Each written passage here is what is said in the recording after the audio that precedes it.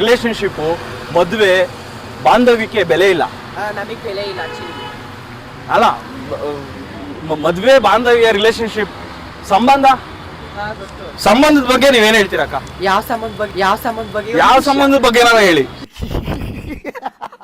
So ಗಂಡ ಹೆಂಡತಿ ಅಂದಮೇಲೆ ಇವಾಗ ಒಂದು ಲವ್ ಮ್ಯಾರೇಜ್ ಅಥವಾ ಅರೇಂಜ್ ಮ್ಯಾರೇಜ್ ಆಗಿರ್ಬೋದು.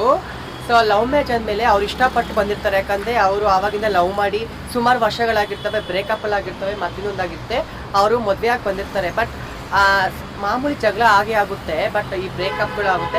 ಕೆಲವ್ರಿಗೆ ಗೊತ್ತಾ ಮಾಡ್ತಾರೆ, ಮದುವೆ ಆಗಿರ್ತಾರೆ, ಇನ್ನು ಅದನ್ನ ಬಿಟ್ಟು ಇನ್ನೂ ಸುಂದರವಾಗಿ ಹುಡುಗಿ ಬಂದರು, ನಿನ್ನ ಬೇಡ ಅಂದ್ಬಿಟ್ಟು ಡ್ರೈವರ್ಸ್ ಕೊಟ್ಟು ಇನ್ನೊಂದು ತಗೋದು, ಅದೇ ತಪ್ಪು.